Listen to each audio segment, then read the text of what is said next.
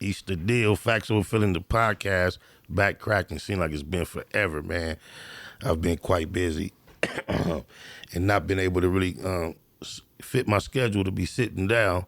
But one of my favorite YouTubers came to town, man. So I had to get back on the horse, man. Trap News Network, Rich Trapper, what it do, homie? Welcome. Hey, can I do my shit one time? Man, you What's the got deal, to y'all? do Rich it. Trapper type of NC and Trap News Network. We in this thing like cook cracking this thing. Knowledgeito, you can't get in College-ito, man. Factz Ova Feelinz. We in this thing, man. Make sure y'all like, comment, subscribe for all this good content we got going today, man. Make sure y'all tap in with the tap in, man. I ain't gonna give y'all the whole woo-wop because y'all deserve that. Go check out my page. You get the whole woo-wop. But I say all that to say, man, we gonna make it through it. And sometimes words is hard, so excuse us in advance.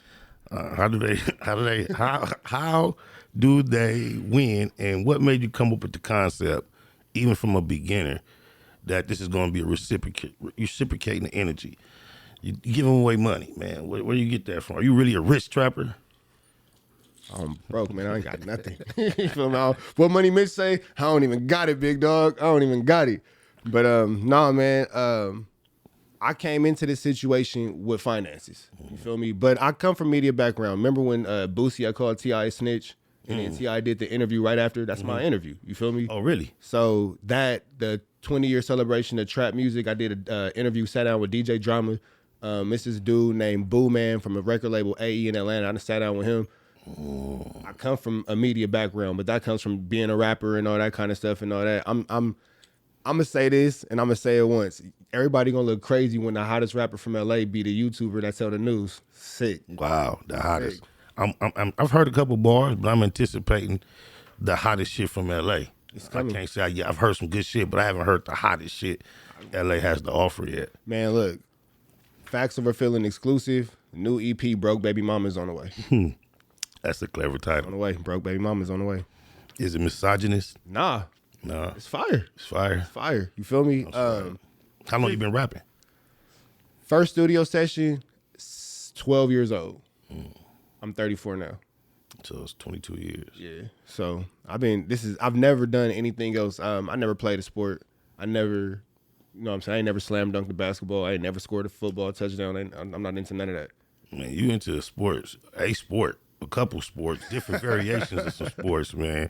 You missed me with that humble shit, man. And, you know. I ain't gonna pull the wool off till you ready, but we'll get into that. We'll get into it. We got some time. How I feel to be back at home, man. Beautiful. Beautiful Day in a beautiful neighborhood, That's man. right. I be hearing cats like try to throw shots at you and say you're not a local and you far away, so you shouldn't have so much to say. You went to Audubon. That's what it do. Salute. I went to Audubon. I went to Hamilton. I went to Palm Junior High School. Emerson. I went to a different school every year within the Los Angeles County from 6th grade to 12th grade. Yeah, I heard you speak on Cerritos is high school. Cerritos High School, Gar High School, Tracy High School. Being in Compton, I'm kind of familiar with the Cerritos. You know, it's right in our backyard. You know what? I say this. Being in Cerritos did give me, this ain't nothing against nobody, but it gave me a leg up in life because it teaches you culture. The city is 90% Asian and Indian. You know what I'm saying? So you know a school with kids who different cultures, different backgrounds, Japanese kids, Asian kids, Vietnamese kids, Filipino, Indian, Tagalog. It's all kind of people that you will meet. You know what I'm saying? And being from South Central, we gotta wait 5 minutes before we cuss? We don't never consider that. We just try to be on our best behavior. We don't like to cuss if we don't have to at all. So where I'm gonna meet somebody from Long Beach? I'm from the west side of South Central. I never met nobody from Long Beach or Compton outside of my cousins that's from Compton, or my relatives. One thing I would say, we talking one to another. There you go. That's better. Yeah. I never met anybody from Compton outside of my immediate family until I was 16 years old when I had to go to school at Gar in Cerritos. I mean people from Bellflower, Norwalk, Artesia, Long Beach, Compton, and it's just like us. You know what I'm saying? Yeah, they might be from hoods that we ain't never necessarily was day-to-day familiar with, but the only difference is the name of your street and the name of my street. It's odd you say that because I can recall going to Cerritos, even like Christmas shopping. Anytime you go to Cerritos, you see a lot of mixed couples, like Asian and black. Yeah, Asian and black. You see a lot of that. Myself personally, and it's not because of any reason, it just never came across my plate. I never dated an Asian girl when I was in Cerritos, and I always kind of think back like, damn, maybe I should have, like, you know what I'm saying, dated some of the Asian girls. My little brother, this nigga's United Nations. You feel me? He don't care. He gonna go every direction. But the biggest benefit that I say going to school in Cerritos or any place with a multicultural background is going to give you understanding and intelligence. You know what I'm saying? If it don't come up later, I'm gonna text you. You know, they having a thing with what was said with Lefty Gunplay and all that right now. I was going to, since we got on this, I was going to kind of segue to that. So, but before that, I want to say this. I can relate to what you're saying because I went to school from 7th to 10th grade in Torrance, very little blacks, and then 10th to 12th, I was in Glendale, and they were private schools. So I know what it means to be in environments that are not like ours and kind of help. In Glendale's where you start meeting the Armenian kids and all that kind of boom, yeah. But go ahead, you can go ahead to what you were saying about the Lefty Gunplay connection. I believe that as humans, we all have prejudice, but and myself personally, I'm not afraid of other races or like understanding of other races because I done been to y'all houses as kids. You know what I'm saying? I remember one of my best friends in 2nd grade was a Jewish kid named Arthur. And I went to his house for Hanukkah. You know what I'm saying? He came to my house for Christmas. And that was normal. You know what I'm saying? I went to open charter school in West LA. So, you know, you seeing everybody. With Lefty Gunplay specifically, I think that Lefty Gunplay is a product of, number one, his environment, because there are really no blacks where he's from. You feel me? And where he's from, historically, Mexicans and blacks do have issues. And then he's a young dude who's been in high power situations. Didn't he just come out Pelican Bay or something like that? I'm not sure. I'm not very, very familiar with his experiences as a person. I know he was on some super high power yard. Okay. You know what I'm saying? And as being a young dude, being on a super high power yard, yeah, you took those politics home with you, bro. You know what I'm saying? So do I think that he's a bad person? No. Do I think that he could use some re-education? For sure. Maybe a little bit of deprogramming to see the real world versus the penitentiary world, because they are two different places. And you know what I'm saying? With the aspect of him saying he doesn't want his daughter to bring home a black man, I'm not mad at anybody for running their house how they run their house, because I'm gonna run my house how I run my house. Now, I may not agree with it. You know what I'm saying? You might have carpet in your house. I might got wooden floors. You know what I'm saying? But I can't say right or wrong, because the moment I tell him he's wrong for his thoughts, now I'm doing exactly what he's doing, pressing thoughts. You can only believe what you believe. I believe that everybody should love who they love. Period, point blank. That's your business. He believed that he don't want his daughter to be at home and he don't want to come home and see a black man. The only thing that I would say about that in the aspect of being a black man is I wish people loved us as much as they loved our culture. That's my point, because it seems, he done been sitting here in this very room, and our parents are black. So somebody had black kids. We are somebody's black kids. So I just wonder how you can be so into our culture in general, because even when I hear him speak, the way he carries himself, even the style of his jewelry, it does not seem like a Chicano influenced style at all, bro. Yeah, at all. I think there's a competitive nature with men when they see the women that they love attracted to men that are not like them. And I think that competition is often directed toward us. A lot of times attributed for being the most physically dominant or attractive outside of just face, handsome, just the way we're built and the way we physically operate. It seems like we get a lot of applause for that as a group. And I think that might create some type of disdain or negative energy for other men to feel like these guys. Well, this is what I will say, looking at it from, I ain't never been to the penitentiary, but I done hit the LA County Jail more times than I'm proud of, for sure. Every time I've ever hit the county, and you could call me, oh, because he's black, blah, blah, or you could just take this as my lived experience, because your experience might be different, so this is my lived experience. The first time I hit the county, I never forget, they told me, hey, at your size, you for sure got to take, if it crack, you for sure good for 3 of them.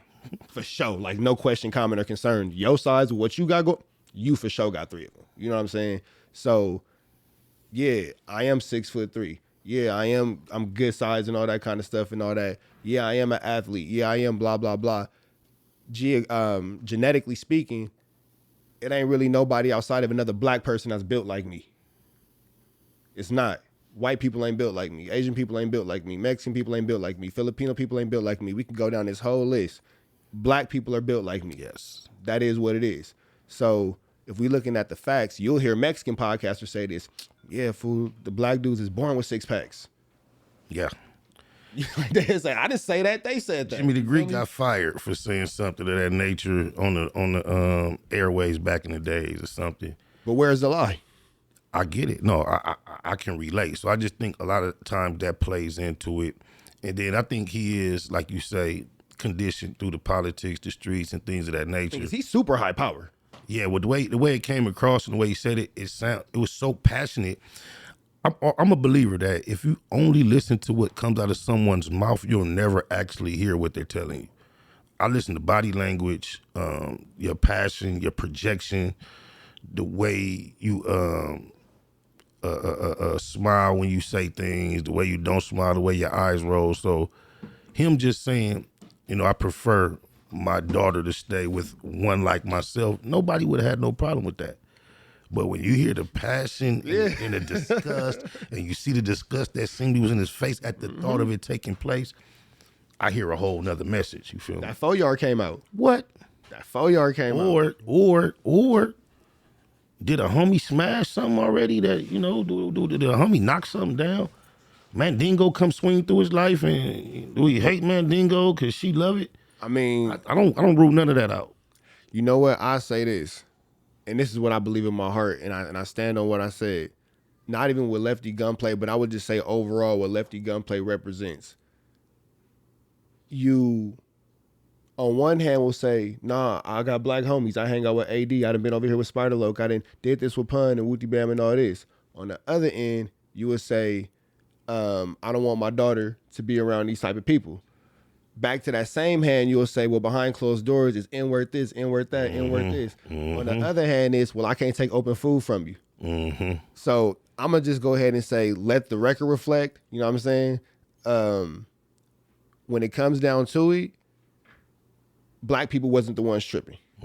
Exactly. Even when you look at it like, let's take it to the county.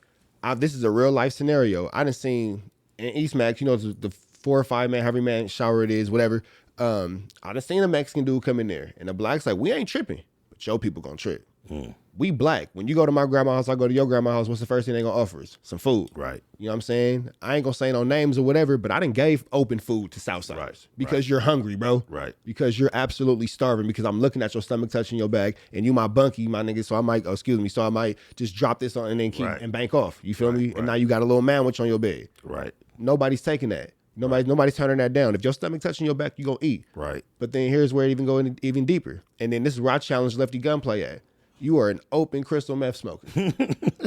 So you own this yard, and the blacks got the scante. You not gonna do business? Oh no, that's they do business cross. The thing is, you don't let that business go bad. Don't take no credit necessarily.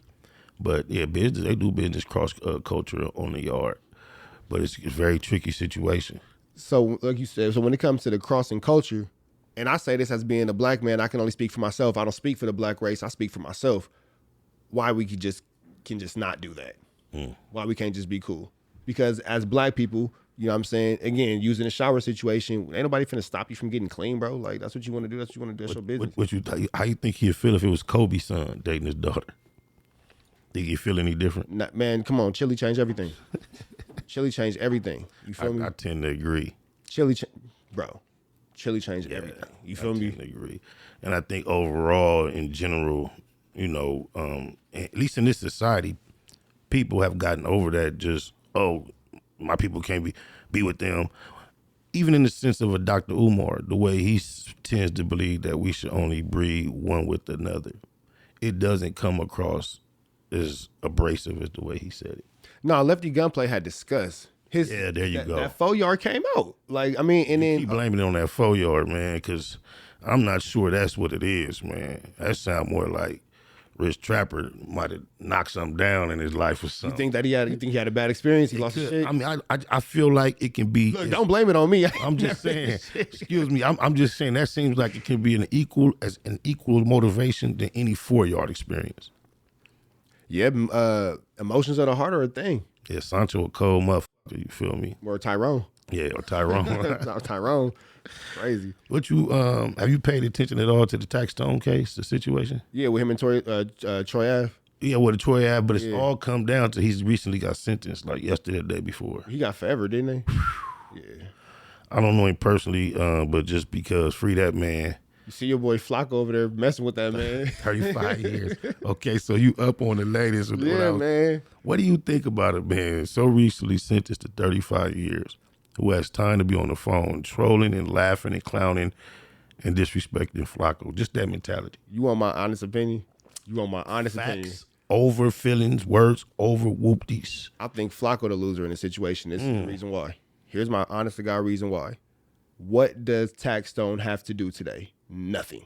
He has 35 years to do what? Nothing. Flocko, you got your chili you can chase on YouTube, add no jumper, wherever else you doing, blah, blah, blah.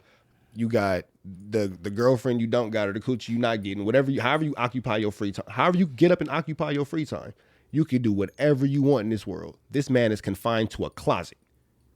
You spent the hour arguing with a nigga in the closet? Well, I received that, but my counter would be, this is exactly what Flocko does with his time. He creates content. If he's not on there talking to, arguing, debating, laughing, clowning Taxstone, he'll be on Clubhouse trying to find someone to engage, or he'll be on his live trying to get two other people to engage in these type of exchanges, or he'll be at No Jumper instigating this similar exchange. So I don't see how it would be an L because he's been called far worse. Taxstone didn't come up with nothing new.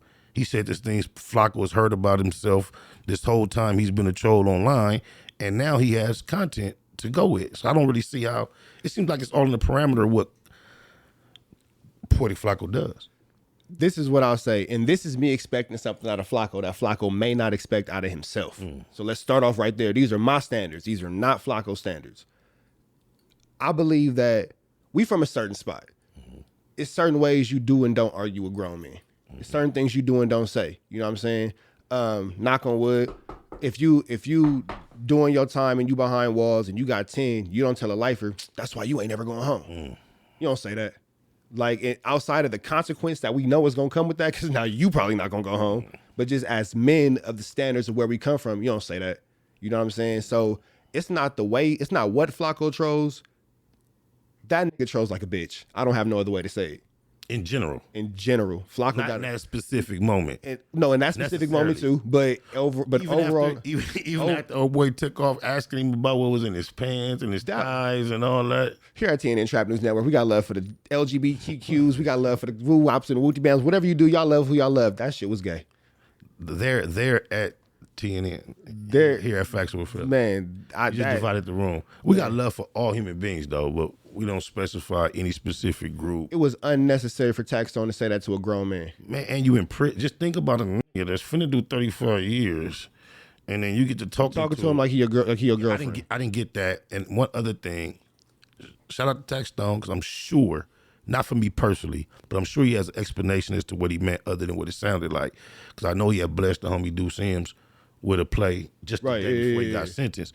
But he said something like, Flocko, you up there corny like all them other Cali ninjas. I'm like, bro, but then here go the thing too, bro. Flocko from Dakota. Yeah. So what?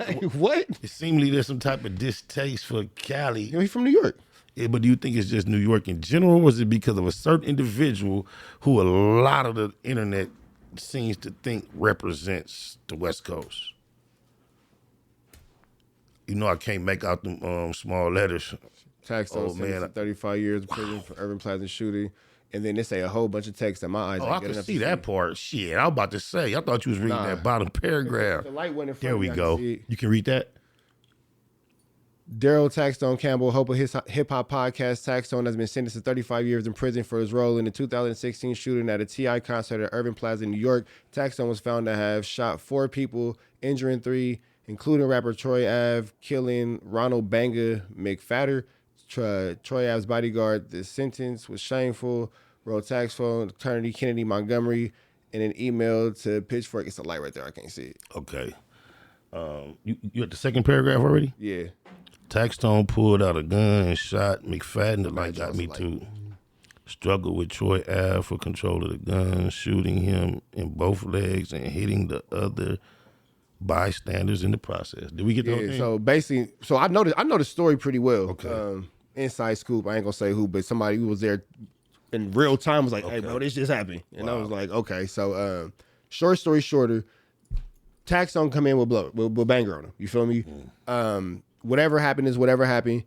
And no, I'm lying. Tax Stone came in with banger on him. Allegedly, I believe so. Yeah, Tax Stone came in with banger on him. Him and Troy Ave get to fighting about it, whatever, blah, blah, blah. And Banger gets shot in a fight over the gun. You feel me? And I can't understand who, I still never really got this part, but Troy Ave shot somebody too, I think. The thing that makes this so memorable in my mind is because the first shit that hit was the video of Troy Ave. Knocking. Yeah. So it was like self-defense or something like that. But I think he just got found guilty of some shit a few months. So I think it's possession of a firearm as a felony. I think that's what they called him at. Yeah.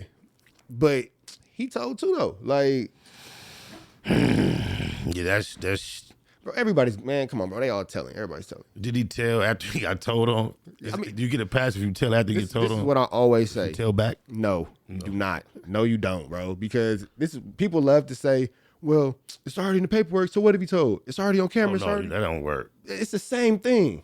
I don't play in that gray area. Right is right, wrong is wrong, left is left, right is right. Snitching is snitching. Now, when the camera's rolling, I'm doing my YouTube content and all that kind of stuff. I play with it, blah, blah, blah, because it creates the longer lasting narrative and we keep the content flowing. That's that. If you asking me as a grown man, sitting here talking to you as a grown man, when them lights was hot on me, I sat down and I shut up and almost did a dub and I let my lawyer do the talking. I shut up. You feel me? People don't believe that type of fortitude even exists. Free Avenue Angel, he got 75. Until he free. Come on. Don't shortchange me. When you get to the slogans, we need the whole thing. Free Avenue Angel until he's free. Yeah, you feel me? mama. Like, man, because ain't nobody got nothing to tell him. What happened? I don't know. You know what I'm saying? But that all starts with knowing what you're getting into before you get into it and not getting into certain activities for the wrong motivation, because when you go bareback in something, you got to know there's a possibility she's going to get pregnant. It just happens. That's the way it go. And when you live in a certain lifestyle, you got to know there's a possibility certain things going to happen. And men cowered out in both situations. So let me ask you this. Can I make a U-turn back to Please do. I'm rehearsing, allowing my guests to have more control in these situations. So please. Based off that same logic, taking it back to the way Flacco does what he does. First of all, Flacco getting chilly. So I respect the winner and the loser. So let me start off by saying, which camera is my camera? This is when you want to talk directly to the people. Flacco, you are getting chilly. So we going to just start off by saying the win goes to you. Start off by saying, so anything I say past this, let's start off by saying you got the win. Because, bro, when it's all said and done, money ain't everything, but I ain't never met a problem that bag couldn't fix. You feel me? So whatever he doing for his family, for his people, and he really running his bag up, yeah, can't knock it. Can't knock it. And I'm not gonna knock it. Congratulations. Keep running what you're doing. And if ain't nobody said it, I'm proud of you, bro. Keep doing your thing. Now that we got that respect out the way, you feel me? Flacco plays a very hoish game with the way that he deal with these situations. So let's even take Tax Stone out of it. How are you a visitor within the West Coast? Number one, I'm going to take it back to the conversation when it was you, him, Munchie B, and he was like, yeah, and the reaction page, we going to start blah, blah. Nigga, you're from Dakota. How you talking about what anybody do on the West Coast as far as trying to institute any type of politics or any kind of rules or anything? You are a visitor. And no, I ain't been home for a minute, but this is still my house. Well, what was it? Because you just mumbled over what he said that we were going to create. Don't quote me exactly, but quote me close enough. Something to the effect of, well, when we doing the reaction channels, we gonna start demonetizing them or copyright strike or whatever. That was really a regional thing. He was just speaking about our content that we made as a unit of 3 creators. If you're going to be utilizing our content, show us some credit. It didn't really have nothing to do with West Coast. So I respect that, but on my watch, you know, Flacco's not from the politics. I'm already knowing. I had to check myself. Like, what did he say? What did I allow him to say?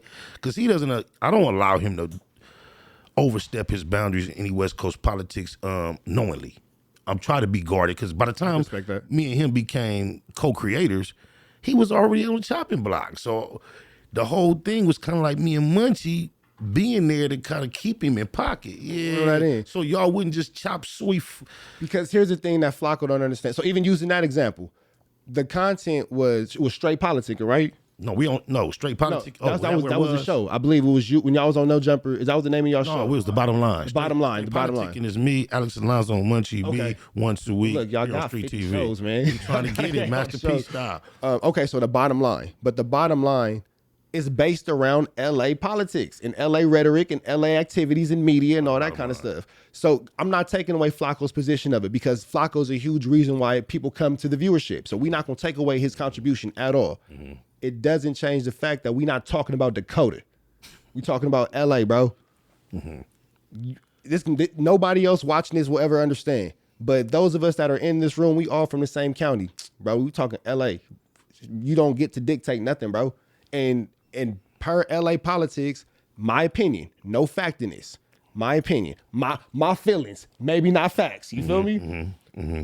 As an outsider, you have no room to say, hey, we're going to do this to tap in or cut off or dictate or add to or take away from anybody's chili from the West Coast talking about these LA politics, whether they be reactions, whether they be original content. I'm just going to have to agree to disagree with you speaking about Flacco speaking in my presence about content that we create. And if I don't have a problem with him establishing how it's going to go, then no one can speak about our personal creation.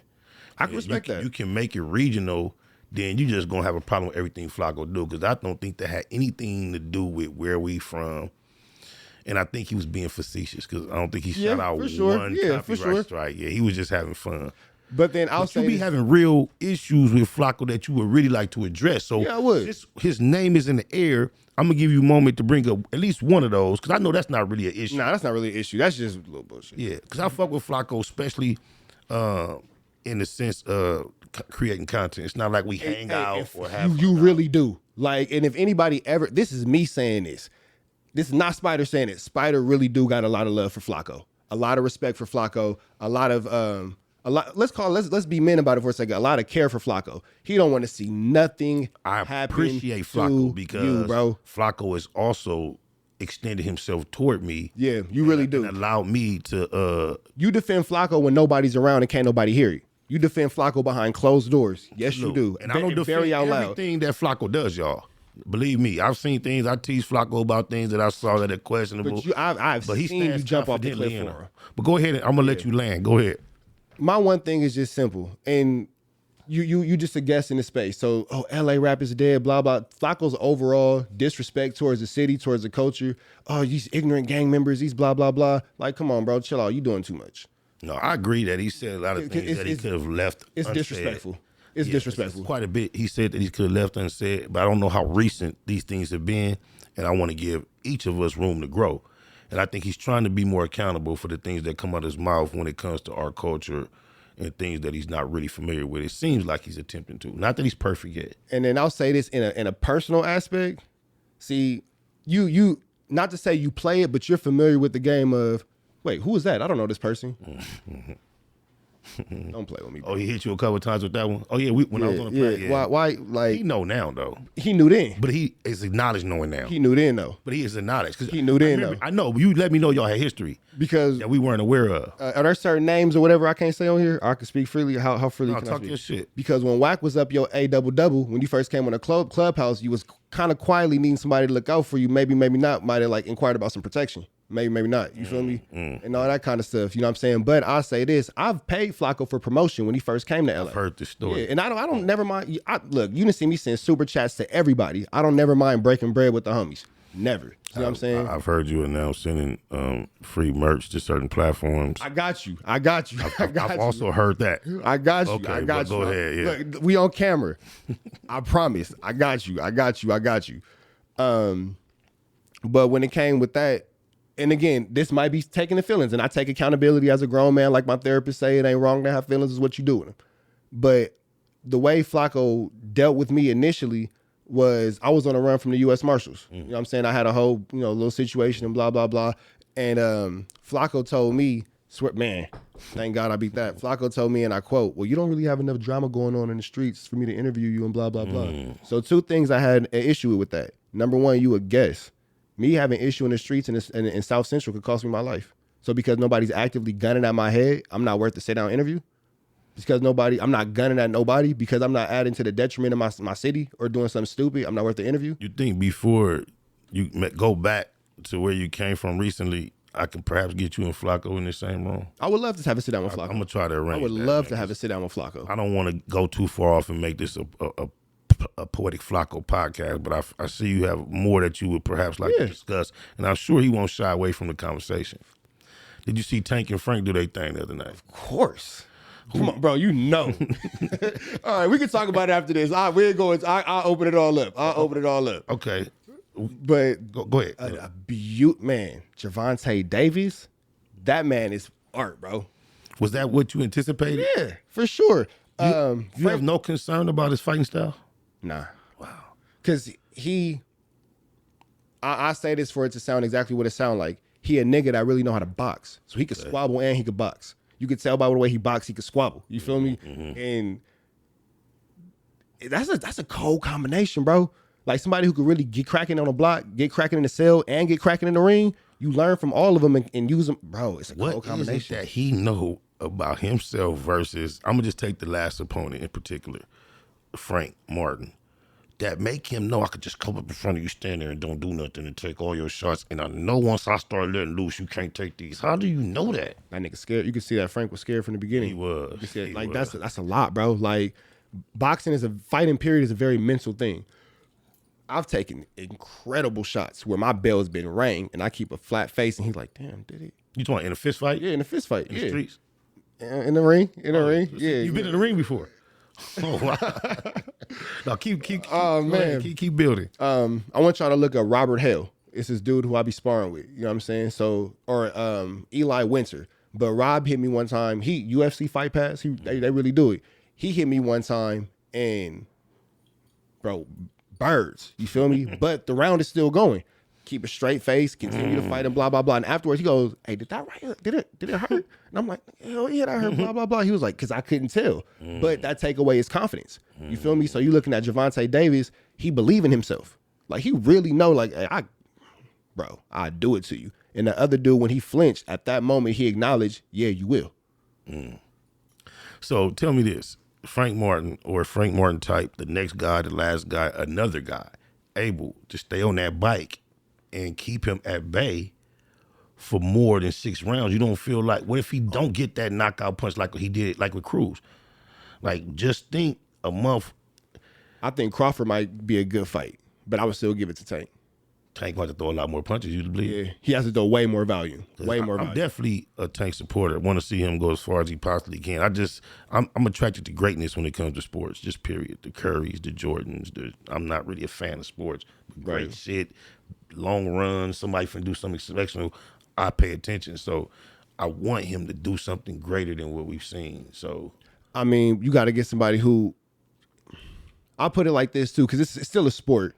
So if he ain't got to open up the full gas tank, he ain't going to open up the full gas tank. How many times we seen Floyd dance around for 12 rings, get an easy check, and walk out without really doing nothing? I've heard him be accused of that, but I've never really seen him do that.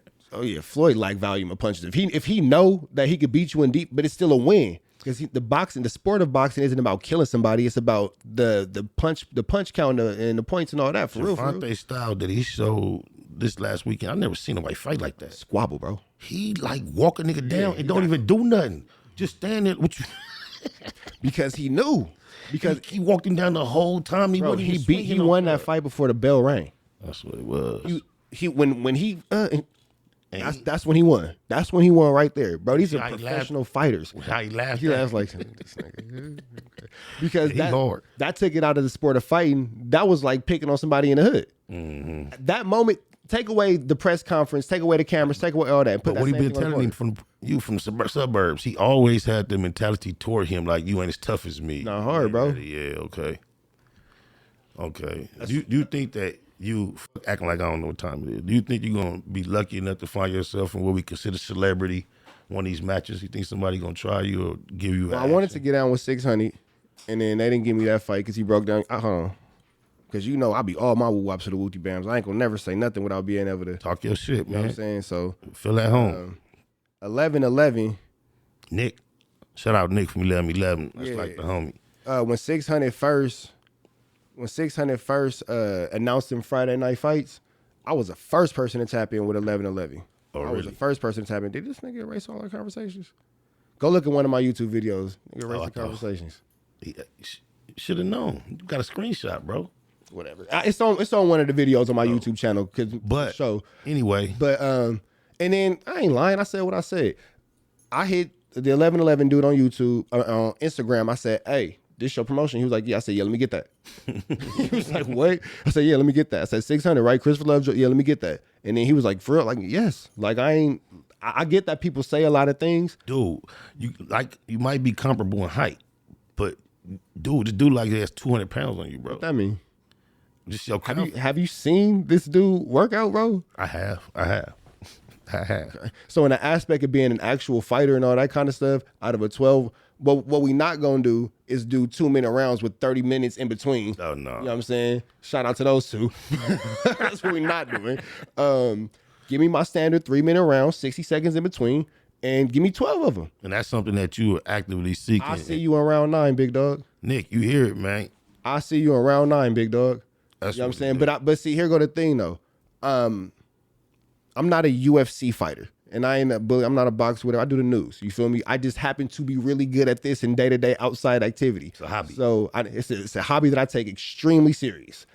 So I wanted milk. Well, let's finish 600 real quick. That sounds like bully shit, bro.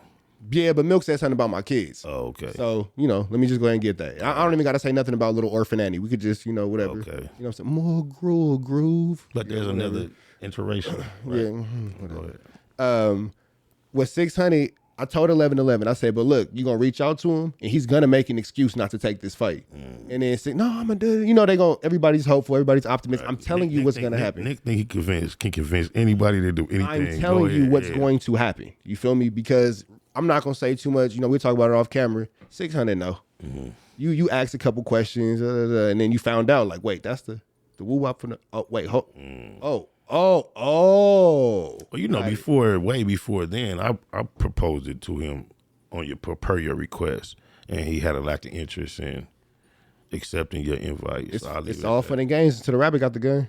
So he made his excuse, and then and this is nothing against the dude he's fighting. Have you ever seen that show Street Beefs on YouTube? Mm-hmm. He one of those dudes. And I watch Street Beefs all the time. You got to be cold to jump into that backyard and do what they do. God. So I'm not taking nothing from him. Dude can really get down? You seen this get down? Yeah, he cold. Cold.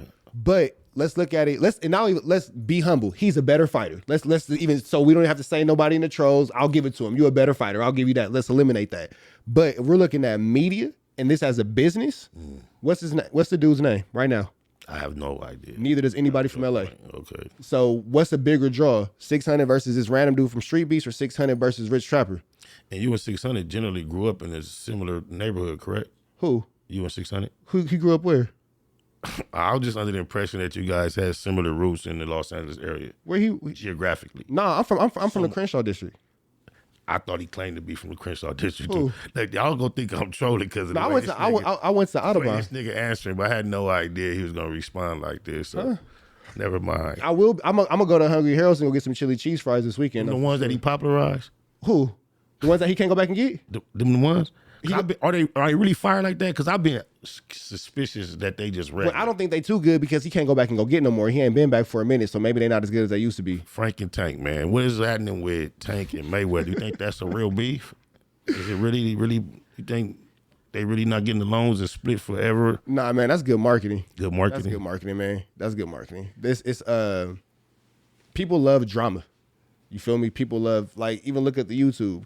When you title things a certain type of way, your numbers go up. When you title it for what it actually is, as just having common sense, your numbers go all the way down. I have very little interest in a lot of the dark discussions we have on YouTube, bro. That's not what I'm really into. I was like drawn into that shit because, like you say, the positive titles don't crack. Nah, they don't. They don't care about the positives. Yeah. Nobody wants to hear Rich Trapper and Spider Loc have conversation about gang prevention in LA. Right. The YouTuber, the reaction, and shout out to my fellow, we gonna talk about y'all talking bad about us reaction channels too. We gonna get into that. Somebody man, they everybody be seeming like they be like, oh, the reaction channels, y'all don't like us. We the B team, no Munchie B. We let y'all be the A team. Y'all create the original content, and then we come and we support. We the B team, no Munchie B. I mean, I'm not really a reaction channel You're the creator, original content. Yeah, and then I react to other shit too. But you kind of like I'm all reaction. all reaction. Yeah, I get it. I'll put it like this: God made you the rock, and I am the moss that grows on it. I don't hate on any of it. I hate fabric. I don't hate anything. What I don't approve of is like fabricated narratives and untruths. That's what as long as you keeping it across the board factual, I ain't got no problem. You know what? And I had to watch that with the other reaction channels because I have to be more cognizant of who I'm getting the information from. You know what I'm saying? So it's a lot of people like they be saying like, you don't know what he's talking about, blah blah. Now this is what I will say. With the other reaction channels, I wish that they would show their faces more. I'll say that. You know what I'm saying? Because seeing the face gives you a better understanding of a relationship with a person. You know what I'm saying? Definitely. And remember, like I said, the body language, you can learn a lot more from what a person is. You know what I mean? But I'll also say this too, especially with the stuff we be talking about. Man, people probably scared to be on camera and show their face. A lot of times. Yeah. You in particular seem to be specializing with your content in the local scene, which I appreciate. Because I remember at one point, like when you popped up out of nowhere, and I seen you was keeping up with certain shit. And I remember the first time you covered my content, and my first comment to you was like, "Man, I was wondering when you was gonna speak with me." Blah blah blah.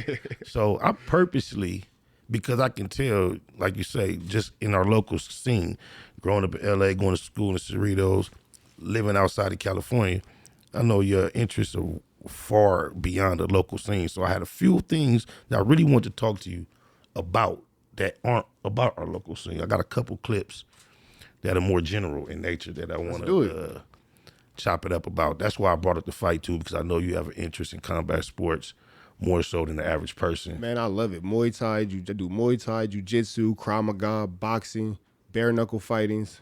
I love to fight. What got you into that type of shit? I like to fight. Like, that's really what I like it. Like I really do enjoy it. It doesn't bother me to get, this is not a gap. This is somebody knocked my tooth out. You feel me? Yeah. Like I hit them out with a pipe. Damn. And then like I broken teeth in the back, cause same incident, getting hit in the face with a pipe. I've been stabbed in the face twice. Do you mind elaborating on what led to that type of incident? The stabbing in the face or getting hit in the face with the First, pipe? the teeth, not pipe. I was living my past life doing some things with some people, you know what I'm saying? And man, I was whooping them. But I'm good. Elbows, knees, shoulders. I'm whooping him. Mm-hmm. And his homie just came and was like smack, and mouth full of blood. But then I got the pipe from his homie and I started whooping on him. You feel me? And then that was that. You know what I'm saying? You just took that. And that's it. Like you see his finger broken. That's from fighting on the 7th floor at Wright Street, Fulton County Jail, the Atlanta jail. You know what I'm saying? So that's how I don't know if you can see it, but that's how it's supposed to look. Yeah. So that's from fighting in them Atlanta niggas. Some regular bullshit. Cause somebody stole my commissary. Oh, you had to nut up. Yeah, so you had to nut up. You feel me? And cause I was quiet. So I'm in there because I ain't from here. You feel me? And I can imagine the way you carry yourself. Motherfucker gonna think this is easy, whatever. I had to take it to East Max. You feel me? So we in there. And it's 2-man cells. You 23-1 every day. You feel me? And I ain't even gonna say where they was from. It don't even matter. But you know, they said what they was. But I program. If I hit the jail, I program because the world is small. The internet is smaller. You will never get a call or see a video saying that I wasn't programming. Right. And I'm gonna just leave that right there because I'm aware it's a very 1 degree of separation between the Atlanta jail and the LA jail. We all know each other. Everybody know blah, blah, blah. So I move around a lot of places. I know a lot of people. You will never hear that I wasn't programming. You will never hear that I wasn't programming.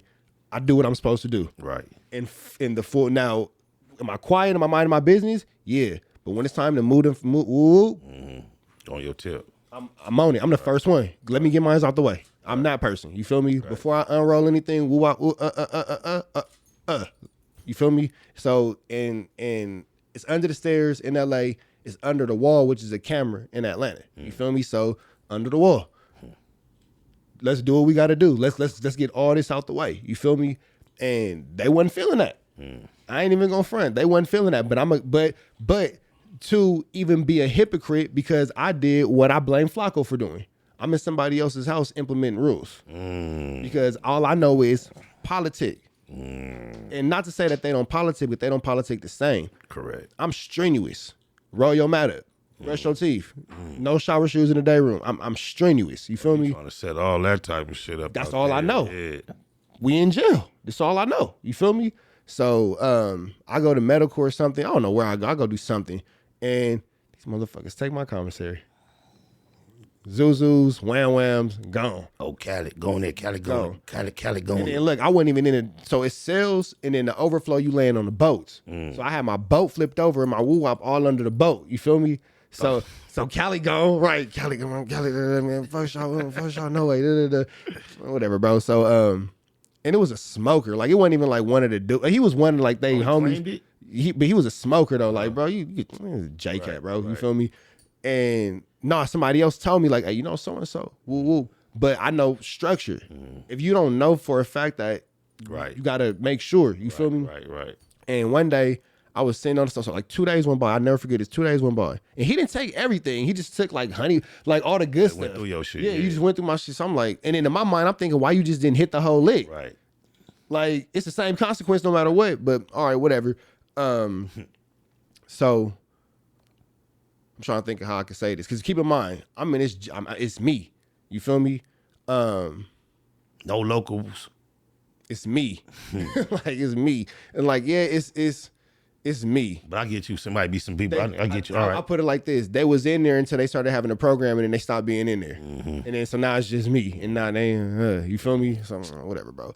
So I just put it like this, man. If I grab my Bible, and that's what we're gonna call it, my nice holy book.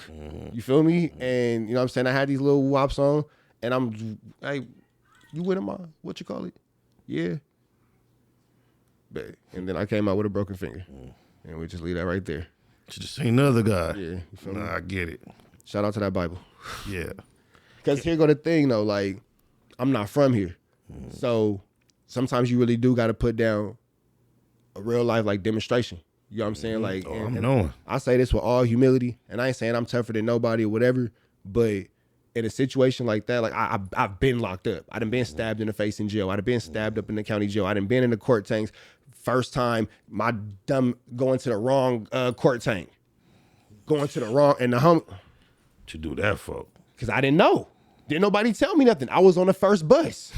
Nobody tell me nothing. I didn't know no better. You what? Got one. And the first time I heard the phrase got one, I was the one. Damn.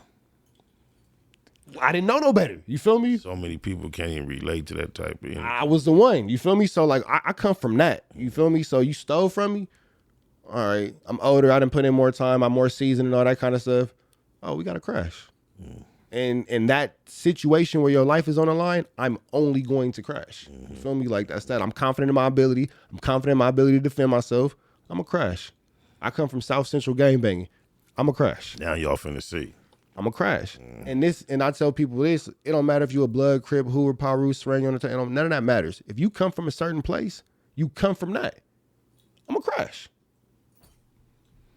What's the biggest difference you see living in ATL versus LA?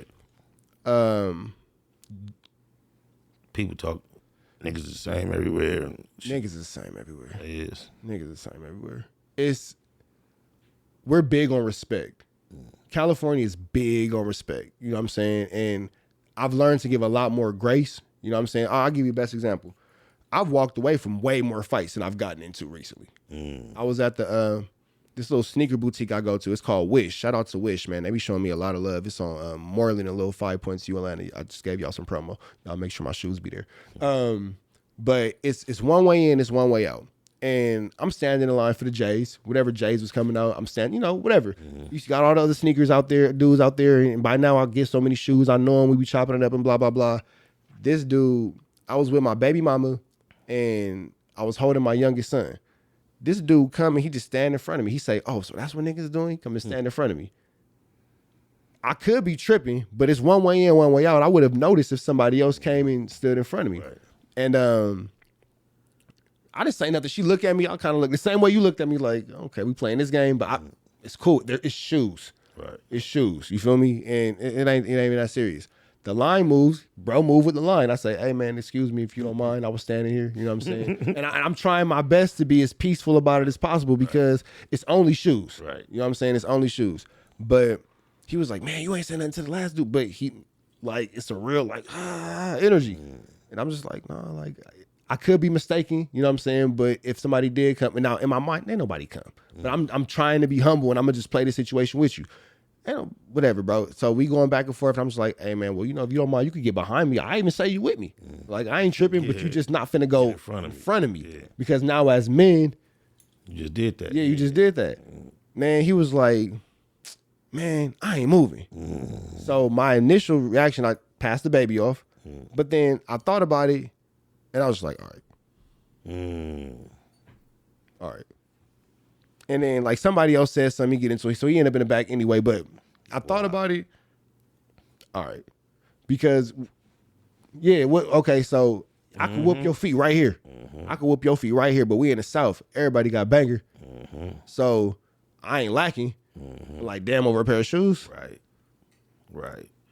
Or then I understood in this line, I don't even get my shoes. I left with a purpose. And now my whole purpose is defeated because this asshole. So that is a very wise way to calculate that situation. It's not serious. It's not that serious, bro. And at that moment, if I wouldn't have got the shoes, y'all would have been mad. Y'all would have whatever, blah, blah, blah. But I didn't go to jail. You feel me? Like, that's that. It was another issue recently. Last weekend, or weekend before last, excuse me. We in this little lounge doing it, whatever. The club start fighting. We all know from the hood, once the club start fighting, we all just melee. Yeah. When I say I got out of there, bro, I watched, because you know you can see the fight, like you can see it, whatever. I seen it from that corner. I hit that exit. I left the homies. I left everybody. I got on. Out of here. Say what you. We're grown, bro, and these ain't like. So when I say the homies, I don't mean these ain't gamers. These are industry dudes. You feel me? They wasn't involved. We're grown, bro. We all came. It's time to go. We came separate. We're leaving separate. These ain't nobody. These ain't the sandbox homies. These are industry people, executive producers. These are the rappers. I'm gone. I'm out of here, bro. Y'all worth millions. I'm trying to get to my first one. I'm out of here, bro. I left, and then they call, "Hey, you good?" I'm already at the house. Like, that's crazy. Yeah, man, I be trying to find myself outside of big crowds and drama. For what, bro? For what? The world is so peaceful, and I'll even say this, man. I know you've already learned this. I'm learning this. You got to watch where you go now. Oh, definitely. Because I know my algorithm going up, so I know y'all way past. Mine is 5.6 million impressions. I know y'all past that. But still, you that's how many people know you that you don't know them. You are a peer. Yeah. So you're gonna get used to that. Man, bro, I know. I got a few clips that I want to pull up. I can't remember which one was. You work out every day, just about, right? Every day. You concerned with your health, your appearance. Yeah. But there's limits to it. I see you don't even throw the shit. You let the grade do what it do. Yeah, I don't be dying it. I was dying it for the camera for a second, but I don't like the way it make my face feel. What about, you say you're still trying to get your first M? Yeah. When you get your first M, is there any extravagant changes you're gonna do to your physical appearance? Nah. Can we get that first clip?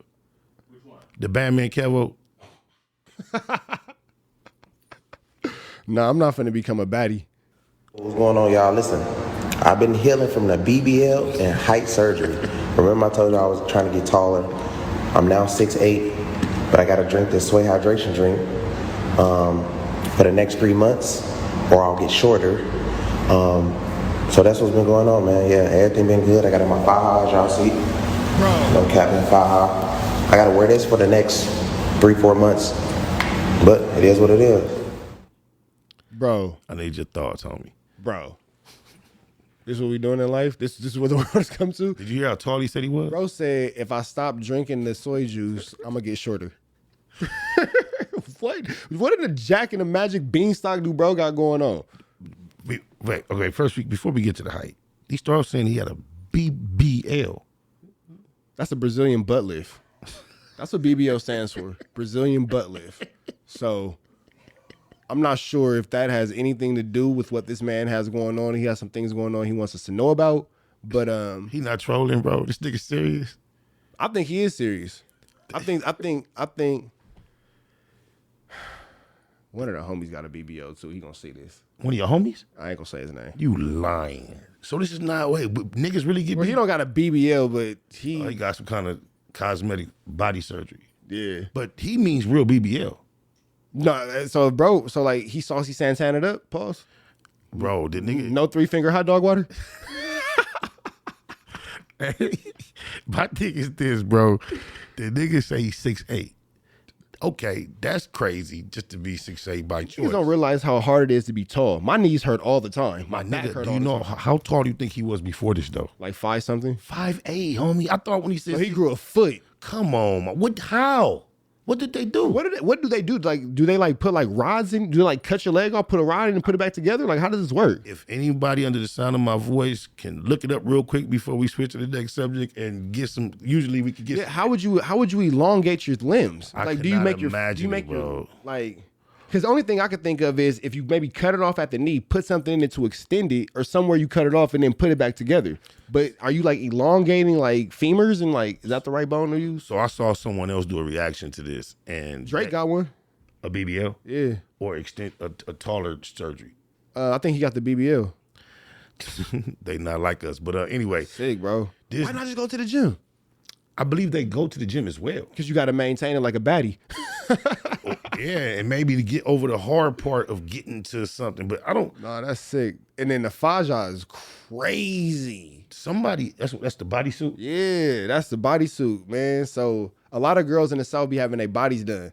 I'm very familiar with the faja. Like that's, but that's for women, bro. Like there's no way to put it. Like that it's like a tampon. It's for women. That's the intended purpose is for a woman.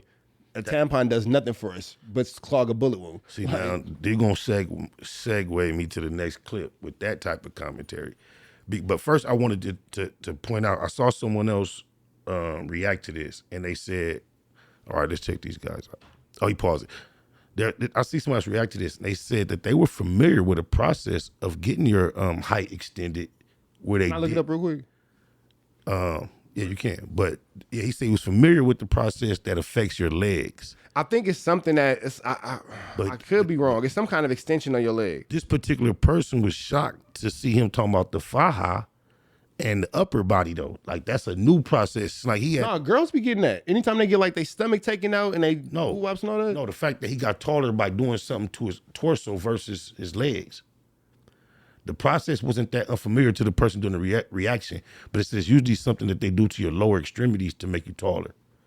Like get one leg get your legs extended or something. So he didn't even get his legs extended. He got his torso extended. Apparently so. Or And it maybe popped that right was, up. that was probably for the BBL. I don't know. This shit's not masculine considerations. So Google says the reconstructive surgeon performs the surgical breaks of the femur of the tibia through small incisions that affect the leg. But you talking about something different though. So they basically saying they break the leg and then stretch it out and then it lets it heal up around it and then you get taller. By putting other material in between the broken, And then it gets taller. that's crazy.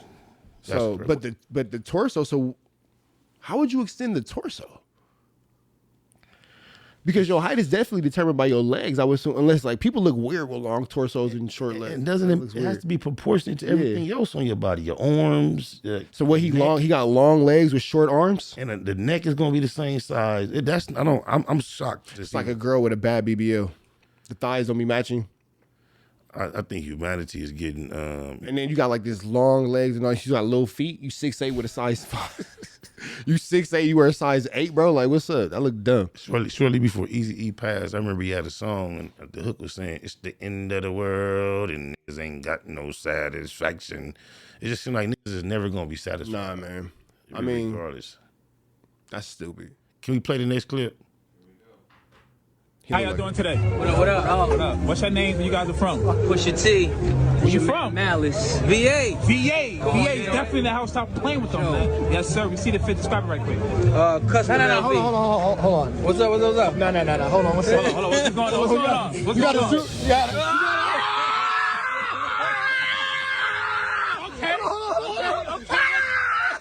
Okay. Describe your fit, man. Custom LV. You know, custom LV. You know, custom That's, you can pause it. You can Okay. stop it. Always Everything else they got on is okay. The way they flashed them bags, were the people reacting clowning them or was they pumping them up? Is that an ostrich skin bag? Yeah. That's fire. Oh. The bag is. I ain't gonna lie. I wouldn't wear it, but my mom would love that. It looks like Pusha T did not want to show the bag because he was uncomfortable wearing it, and then was forced to show it. And it's kind of like you're dealing with somebody from a different culture and maybe a different sexual preference background. We'll say it that way. And he's like, "Nah, you gonna show this bag?" And Pusha T's like, But here's the thing, though. You already took the front end and the back end. So show the bag, big dog. And Pharrell's your best friend, and he out here looking like a strong, independent black woman. Recently? So, yeah, for sure. I know Pharrell's been accused of looking like a strong, independent black woman through the years, but I didn't know he had a recent appearance. Not like yesterday. Do you think it's a difference between the larger bag and the smaller bag? It's a purse. Both. It's a purse. Both Why is it not a purse? This definitely comes across as a purse. Shout out to the homie Tyler Chronicles. It's a purse. The larger one, that's a purse, bro. I guess it's a purse as well, but it doesn't come across as pursy. It's a purse. As the original. Why is it not a purse? Do you feel like purses are now less feminine? Do you think this is a trend that's going to continue to get more popular and acceptable amongst even people that we consider peers that are definitely not rainbow? This is what I'll say, and I'll use myself as the best example. I got a Gucci tote bag that I carry my boxing gloves and my jiu-jitsu stuff in and all that kind of stuff. It is arguably a purse. Is it duffel shaped? No. It's a tote. It's a tote. She's laughing because she knows what I'm talking about. It's a tote. But I'm not gonna play with it. I'm not carrying it back and forth to the gym. Yeah, I carry my jiu-jitsu stuff in and all that kind of stuff. You're not styling. No, it doesn't. I don't go. Okay, so it was with me now because I carry the iPad, because it's easy to take out on the airport, the iPad and all that. But I'm not wearing it now. Does it ever leave the gym or the house? No. You know but when you do utilize it, you don't carry it. You wear it. I wear it. Let me see. It's like one across your chest. It's I have a son that wears let me see. what he considers a satchel. That's a purse. No, I don't. I'm changing my perspective. My son don't wear no motherfucking purse. Man, my son got a satchel, homie. T.I. is a homie, and I love him to death. It's a purse. T.I. told. I tell him all the time like it's a purse. He told. Oh, who? Hosea Thomas. Who was that? The guy allegedly that got found guilty for killing his best friend, Phil. Man, you got to send me the video. I ain't never seen that. Well, T.I. got the video removed from the internet. It used to be a 45-minute video of him sitting on the stand for the prosecution. Take my word. I've seen it tons of times. But your friend. The fact that you knew that name off the rip was crazy. Oh, boy. Well, I know the whole scenario, but T.I. got it scrubbed from the internet down to the whole test. No, that's not it. This one. That's more like an attaché case, like a briefcase. So that's kind of Percy, bro. I mean, those straps. There should be a handle instead of. It's handles and then they got the strap.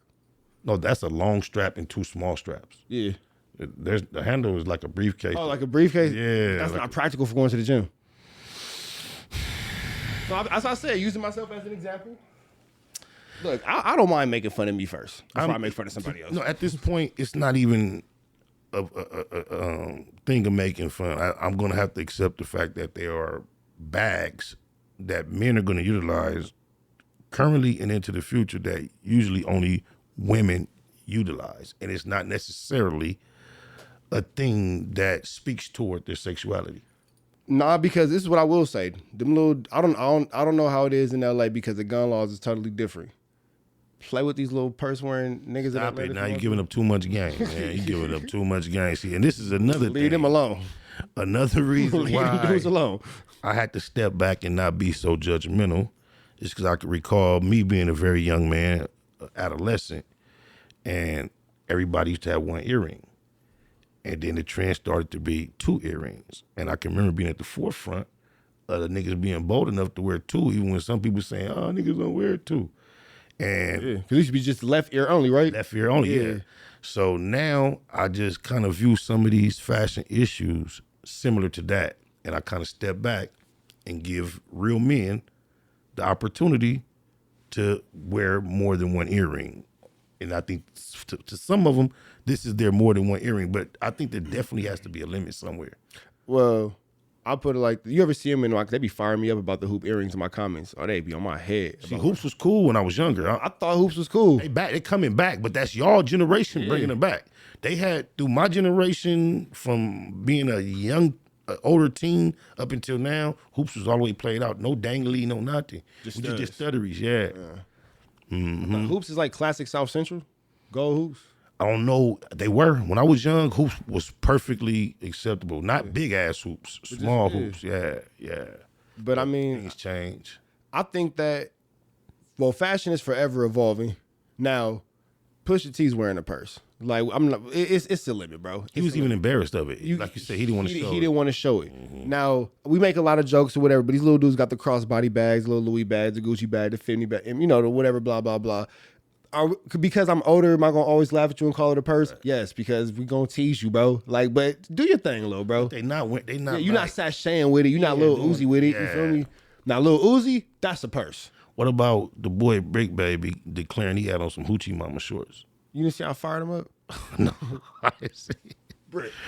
Is it? You could have just said you had shorts on, and I understand.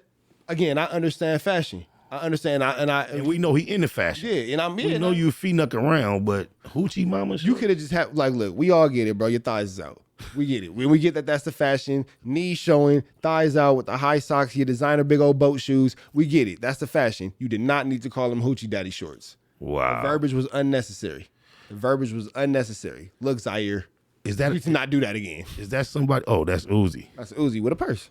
Yeah, and he carrying it like my mom and them, cuz. Sashay. Oh, mom. Sashay. Yeah, but he's done a whole lot of sashaying type movements and popping his neck and rolling his eyes. I think at this point, do I think that Lil Uzi is LGBTQ? No. Do I think that he's found something that people continue to talk about that generates interest, and now these group of people who definitely got some chili now give him into that bag? For sure. But generally, we still call that G. Yeah. Like, if you playing G too much, you G. Like, don't do that G shit. But that's crazy. You keep making these comments that segue me to my next clip. Can we get the photograph?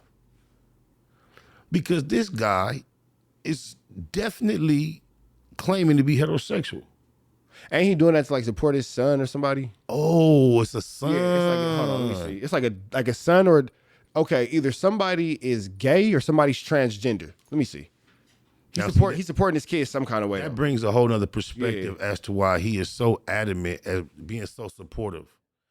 And the photograph, for those that can't see, is Marlon Wayans. It's one of the Wayans brothers. I believe this is Marlon.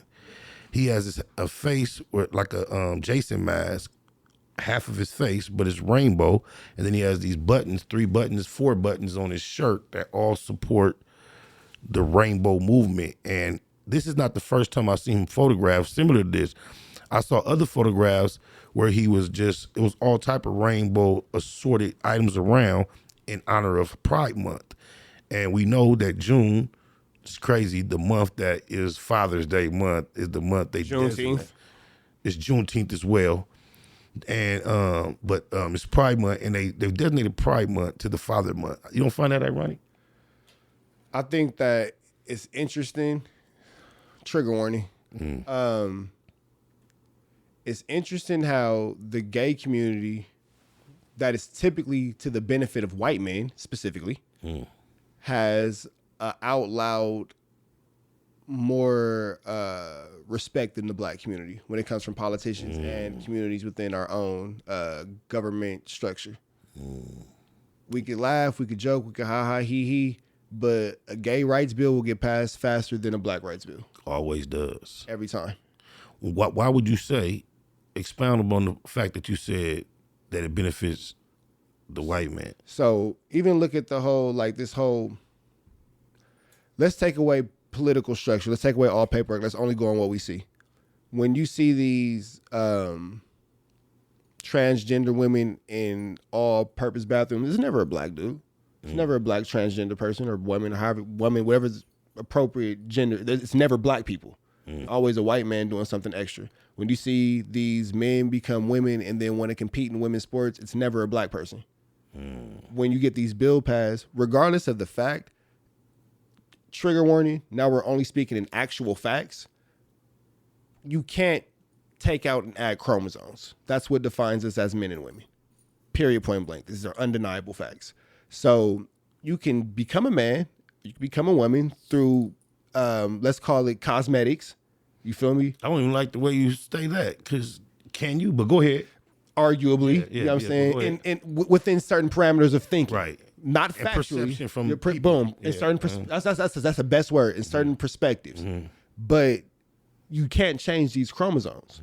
So when you see these white men, because it's typically, let's look at the financial aspect of this. Black people are in higher levels of poverty than white people. We have everything set against us in the financial aspect, from neighborhoods to school systems, so forth and so on. We go deep into that rabbit hole. So when it comes down to the actual finances of the situation, white men are actually the holders of the chili. Who can afford these surgeries? So now you're moving these laws and building these, these constructs that still ultimately benefit white men. Because whether you put a wig on, whether you don't put a wig on, whether you grab some titties, whether you don't grab some titties, you're still a white man. You're still building these lives. You're still building all these things to benefit white people and specifically overall white men. Because history has showed us a white man to put himself before his girl. You see white people walking down the street all the time. The girl on the outside, the white man on the inside. I've never thought to check that based on I never looked at other couples to see if they were up on that, but I wouldn't know to say if black people did that more so than whites. Pay attention to it. Now that I say it, just kind of, and then look, and next month we had a conversation. Okay. Just start paying attention to it. White men historically treat their women however. I've heard that in different contexts, from talking about our plight as blacks in America and how our structure of respect for our women is broken down. And a lot of times I hear people who are experts in the subject say we learned that. That's learned behavior. Yeah. That we used to, even when we look in a religious standpoint, from the more Afrocentric perspective, the woman is exalted, included, and then in the Eurocentric, she's more downtrodden and held below the man. So, what do you think? What do you think in America or with the white man? Why do you think he has such a problem historically, traditionally viewing his woman in a better light? If I told you right now that in my heart I believe God was a black woman, would you argue with me? No, not now today. No, I wouldn't. So if you said, let's be 100%, let's be black for a second. If I said this at Supercuts in front of a bunch of white men, they'd be like, wait, hold on. Right. Hold on there, buddy. Hold on, Daviante, relax now. You feel me? Like, oh, that'll go out the window. White people can't even, let's take it back. There's a pharaoh. It's not a king, it's not a queen, there's a pharaoh. White people got kings and queens. Black people have pharaohs. Nefertiti ran. That's what she did. She ran it. That's it. Finger on the button. You feel me? You can have your mama and your daddy in your household, but grandma run everything. Grandma check granddaddy. Now, grandmama behind closed doors has respect for granddaddy, and they know how they gonna run their program. But in public, who run it? Grandma. We've been listening to black women our whole lives. So it's not that, and even when it comes to dating, like I tell people this when it comes to dating, I don't have issues submitting to my woman. Everybody's going to be scared when I say this, but I don't mind, even in certain situations within my household, letting her take a masculine role and me taking a feminine role. We partners. I trust you. I've been getting told what to do by black women my entire life. If for I need you to pause right there. Give me an example of you taking the feminine role. Housework. But let's even take deeper than this. For bachelors, that's not necessarily feminine. Let's even take it deeper than this. Let's say finances. Okay. Because that's a pretty big thing within the household. She might feel like, hey, I think that I might be on something like, hey, I want to invest over here. Well, hey, I want you to invest over here. And then come to find out she know more. You going to make that financial decision. I'm going to relieve you from what you just said. Nothing feminine about what you described, bro. I don't imagine you taking the feminine role. No, I mean, maybe the role usually more assumed that the woman would do, but that doesn't cause it to be feminine. And then honestly, do I personally think that it's feminine? Honestly, no. But we get so, and I say this when a partnership of two people within a household, and me being with a woman that's black, you know what I'm saying, or whatever. We get so caught, oh, I'm a man, blah, blah. When you in love with somebody and you love your woman, you gonna be a man. Like, but to have to, a tree don't gotta tell you it's a tree. You know what I'm saying? And within the household, with the woman who you love, who's your partner, I'm not mad at playing no role on this board. Right. Whether it's a pawn, a rook, a knight, a king, a queen, whatever gotta be played, I'm gonna play it. Because this is my partner. She's an extension of me. You feel me? And we come into these households as black people, that's how deeply we love. You ain't just saying that because she can hear you, huh? No, but we love, saying, even man, even in the that aspect. Shit sound good. That shit sound good. Man, look at it like this. Taking it back to Lefty Gunplay. Every black podcast, man, come on, bro, you good. Immediate love. With me going on Haters World, I am arguably the first black podcaster to go on one of the Mexican platforms. You don't slow down. Pump your brakes real quick, real fast. Shout out Blue Devil. Let him know, Blue Devil. So you was up there with him? What? Okay, so who else been up there besides you? But on your point. Oh, also. Maybe y'all the only two, huh? Yeah, because we can't count Lupe. Because Lupe Mexican. Yeah. What about she from what about 40s, C-Mac? but I think Crip Mac been. has he? I believe. I can't confirm. But you know what? Hey, Crip Mac's an anomaly, bro. Like, so But whatever. he don't claim to black. He say he's a Samoan Say anyway. Samoan, yeah. But let me tell you this though. What about Blue Devil? You way overdue to be at Factz Ova Feelinz. I'm gonna just say that, Blue Devil. I'll bring it up tomorrow. Oh my mama. I'll bring it up tomorrow. Yeah. Hey, Spider Loc told me to tell you, bro. You need to come pop up. You know it, yeah. But go ahead, Brett. You can continue But your thought. But even with that, like, you know what I'm saying? Look how much love Lefty Gunplay was shown initially. Nobody said nothing. Nobody did anything but treat him like family. That's how we are as black people. That's us. I was here with Munchie B yesterday, and we spoke on that subject. And I tried to highlight how when Lefty Gunplay came off what we consider abrasive or offensive about his daughter fucking with a black, he also tried to turn it around and say, yeah, I guess if your people bring a Mexican in, you're going to be the same way. Exactly. No, we're not. That's how I was saying. My brother got a Mexican girl at the house right now. Bro, it's not like that, vice versa. It's not. We are so accepting and loving. We love everybody. To our own. Yeah. On my Words mouth. right out my mouth, bro. Give you the shirt off our back and then freeze to death. Yeah, that's the traditional story we hear about how a lot of things were taken from us as a culture. Because sometimes it wasn't even taken. We just say, here you go. Right, there you go. There you go. So taking it back to relationships and why maybe a white man wouldn't value his woman as much. Y'all not raised like that. Outside of war, name one thing white people invented. The patent office. To steal. So they figure out how to steal and pillage. Yeah, you come up with the idea and come bring it to me and let me get rich off of it. Boom. Yeah. That's deep, man. Black people are built off love, bro. We act like we. My bad. I know you're trying to transition. No, it's cool. Go ahead. I want to say this, man. Black people was built off love. We was trained to survive, bro. If we can get back to love, who we are, not versus who we have to be. Black people we love each other, bro. You feel me? Like even looking at this podcast space and all that, you just sat down with somebody from Troubles. Shout out to G-Face. Y'all, black people, bro. I don't have nothing else to say past that. You just sat down with somebody from Troubles. You from Neighborhood Crib. Right. Black people love each other. Right. What else is there to say? That's deep because when you look at some That's of the love, things bro. that they try to highlight that we get involved in, you would think there's a lack of love. If you was living off survival, if he was living off survival, y'all would have killed each other. Y'all shook hands, y'all smiled, y'all was cool. And even when they was like, oh, he gave him the end fingers, man, no, that's a symbol of respect. You respected him. You respected him enough to address him as one of your own. He respected you enough to be like, he's welcoming me in that same way. It wasn't taken no type of way.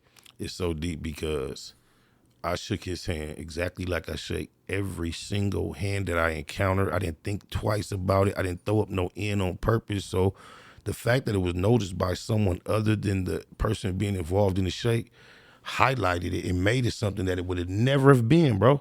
I didn't give him even if it looked like that, I didn't give him no end. I just went to shake a hand and extend my hand to my brother, and that's the natural, whatever shape it went in is just how it go in. Sometimes the thumb go out, sometimes it don't, sometimes it be one. You know how we just like embrace. Sometimes it's 4 fingers. It was not an end finger, but that was another person looking at it and highlighting the moment when he knows he was in a similar moment from perspective when somebody said something, and the last thing he wanted it to do was be highlighted. He even said he would prefer to be swept under the rug, but you would see what you consider your brother in a similar situation, and then you want to highlight, but yeah, it was never no end. All is fair in love and podcasting. Oh, my mama, I All guess. is fair in love and podcasting. But to your point, the fact that you even saw him and that was your instinct, you didn't see an enemy. At all. You seen a brother, you seen love. The fact that he received it and y'all continued on means he received love and gave it back. Correct. If it was an issue that, man, I'm in trouble, and then it would have went that way. It didn't go that way because y'all addressed it with love, not survival. The way the homie spoke on it and highlighted it, it made me feel like, damn, I did some extra shit. So when I go to call the troubles, in my mind, I'm going to extend an apology. Before I could even get to an apologetic spirit, them niggas like, you ain't do nothing, Spider, what the fuck you mean? I'm like, so that's me letting somebody else say something and put my mind. I think what happened was, it seemed like the podcasting world, Adam 22, perhaps the commenters, they not used to seeing keyways just chop it up. Right. It's a different energy when I'm talking to two keyways that have a certain rapport and respect for SPI before they even meet them, and now we sitting here chopping up on a big platform, maybe y'all don't understand how this energy go. But then you have to remember too, and Adam 22 is a profiteer off the West Coast culture, but you are a visitor within the West Coast culture. So a lot of things that we watch Adam 22 learn on camera. Right. We literally watch him learn on camera. And a lot of things people say, and a lot of things people, oh, he did see that, blah, blah. Or you could look at, he's from like New Hampshire, right? Something like that. Something wherever. Yeah, Not from LA, you feel me? Correct. He's a white BMX bike rider. Let's use the example with him and Almighty says, even better than that, him and DW Flame, the bad B comment. That's the best one. He goes off later to say, thought about it, probably shouldn't have said that. We watched him learn in real time because in his world amongst his homies, comparing you to dapping up G-Face the way you did, Adam playing with his homies the way he's used to playing, they do that. But sometimes you got to realize, like, every homie don't play like that. Sometimes you can't mix your friends. Sometimes you can't play with friend number one the way you play with friend number two. But to compare that to the dap, I've never, ever in my life had an issue with a handshake from nobody. And I shake everybody's hand. All type of niggas. Damus, whoever, wherever I go, I shake a hand. It's never been, and I've never thought twice about how I'm extending my hand. The internet makes mountains out of molehills. It can. The internet makes mountains out of molehills. Like everything done is hyper criticized. Hyper criticized. And then because especially within, I watch everybody. I watch Blue Devil, I watch y'all, I watch Munchie B, I watch No Jumper, Cartoon, 16 Alive, Bank Pound. I watch everybody, bro. Only within the LA podcasters is everything such under the microscope because we're so responsive to drama. So anything that somebody says in the comments, we have to address.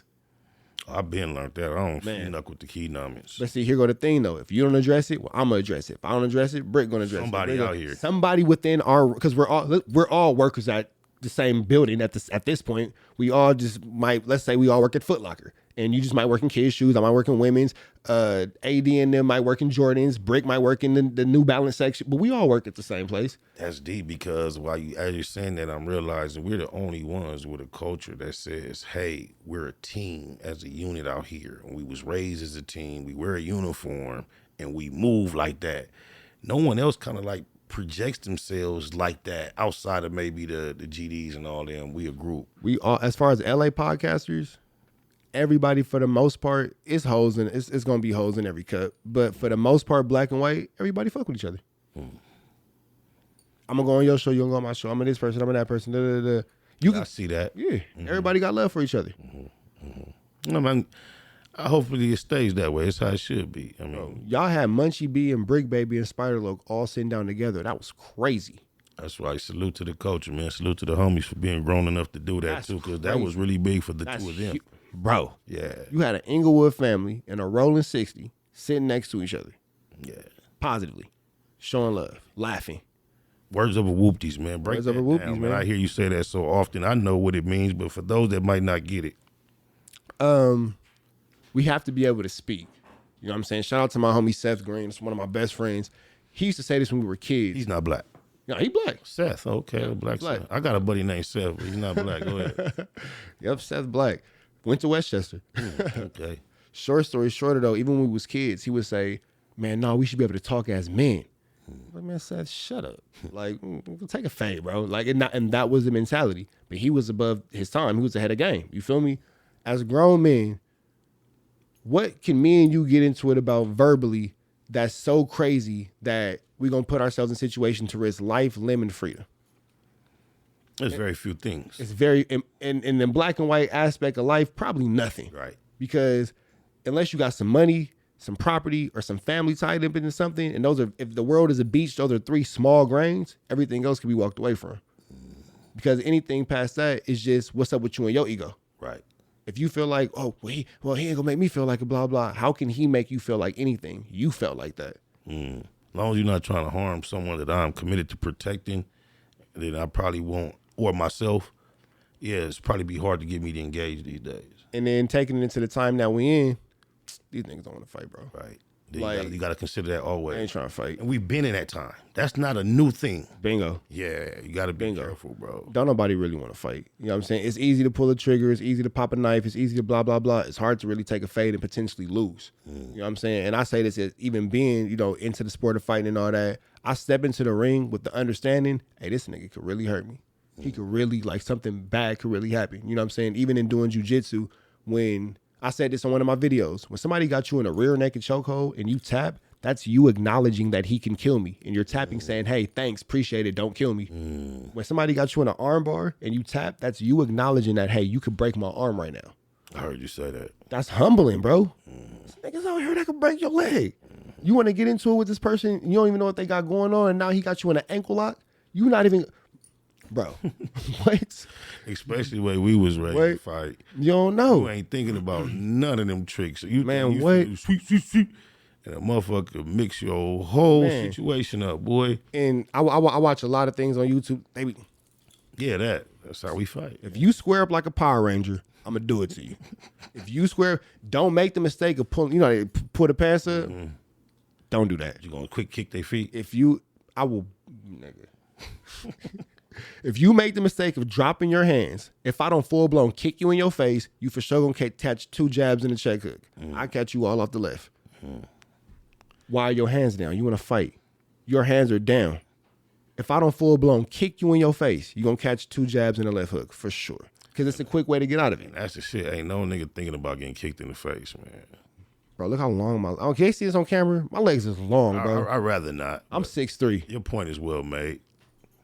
But when it comes to words over whoopties, for what though? Like, that's for the ring. You know what I'm saying? Like, I even teach my kids, when you go to school, I got 3 steps before you get into a fight. You tell the teacher. The teacher don't do nothing, you tell the teacher again. If it happens again the 3rd time, you walk out of class, you go to the office, and you call me, my nigga. And then if after all that, then you can fight. They gonna have to bump into some cold bullies to get into a fight then. Oh, bro. Somebody got to chase them down for it. Now, this is what I tell them. If you feel like it's an immediate issue, get cracked. My similar thing to my boys coming up to school was somebody get at you, look like it might be some tension, put some space between you and that person. Make sure everybody that sees it sees that you put in space. If they close that gap, go in they shit, nigga. Don't hit back. You better hit first. Yeah, for sure. For sure. And I mean, because ultimately, I teach my kids that too. If you feel like it's an issue, get cracking. Yeah, don't let nobody. Yeah, if you feel many like punches, so many fights have been one punch fights. I don't play. I don't believe unless somebody hits you first. Me. I don't teach my kids hit back either. Yeah, that never sounded right to me. That's hit back. stupid. What you mean? So what? Hey, mama, somebody hit you, better hit you back. Yeah, Why did he hit fuck you? That. Don't let nobody hit you, nigga. If you think it's gonna be a problem, get out his way. That's it. Close the gap, man. He better not get close enough to you to hit you first, nigga. And then even at 9 years old, 'cause you know, my kids been doing this since they 9. Since they was 4, they do jujitsu, boxing. They do everything I do, they do. You know what I'm saying? But even if it's a fight at school, if the fight is this way, you run this way. Don't get out of the whole situation, bro. Most times you can use your conversation. If you realize conversation ain't there, let it go. Again, if you feel like it's an immediate threat, get cracking, bro. But if you can't use your words, just walk away. Right. As a grown man, there's nothing that the average person on the street can do verbally to make me fight you. You can call me what you want to call me. You can say what you want to say to me. You can do whatever you want. I'm going to walk away. Oh, he a B, blah, blah. I'm about to take my B-A double right home. Yes, I am.